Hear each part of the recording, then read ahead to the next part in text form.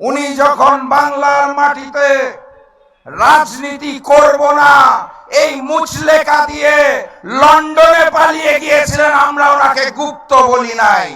London থেকে নেতা দেশে নামার পর বিএনপি পরিবর্তন হয় নাই, লন্ডনের নেতা নিজেই নতুন বিএনপি হয়ে গেছেন।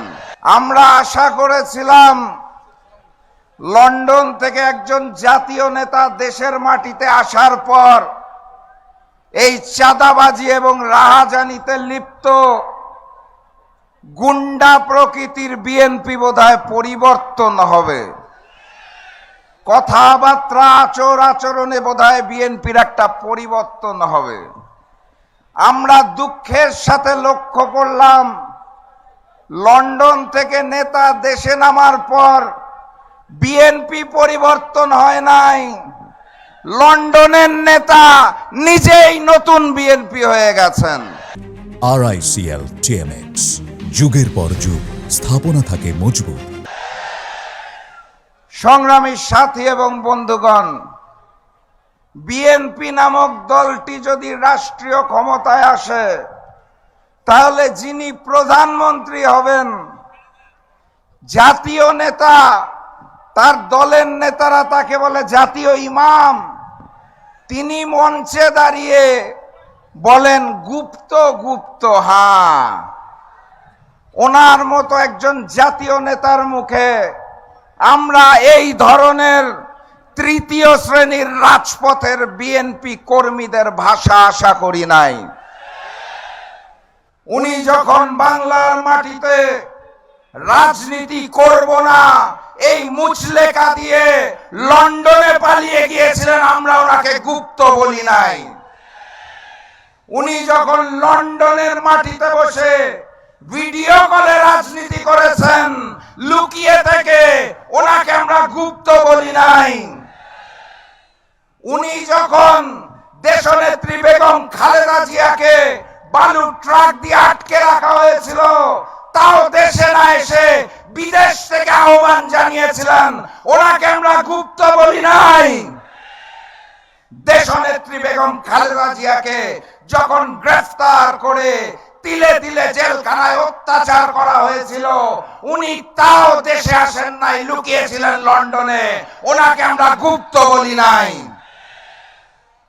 ফ্যাসিস্ট শেখ হাসিনা অগাস্ট মাসের 5 তারিখ পালিয়ে গেলেন, তারপরে উনি দেশে আসতে পারলেন না।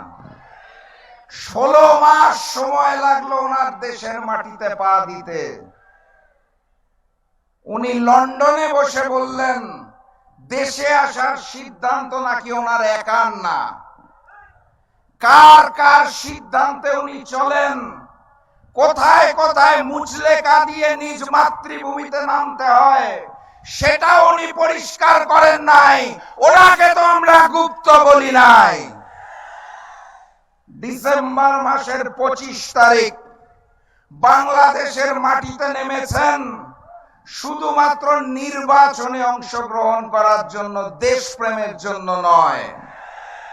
ক্ষমতার মসনদকে ভালোবাসেন, যিনি দেশকে ভালোবাসেন না তিনি প্রমাণ করেছেন। শেখ হাসিনা পালিয়ে যাওয়ার পর এই নিরাপদ বাংলাদেশে আসতো না, 16 মাসের বেশি সময় লাগে, তাও ওনাকে আমরা গুপ্ত বলি নাই। ডিসেম্বর মাসের 25 তারিখ দেশে নেমে উনি বলেছেন আই হ্যাভ আ প্ল্যান। সেই প্ল্যান কি সেটাও খুলে বলতে পারছেন না, গোপন প্ল্যান, তাও আমরা তাকে গুপ্ত বলি নাই।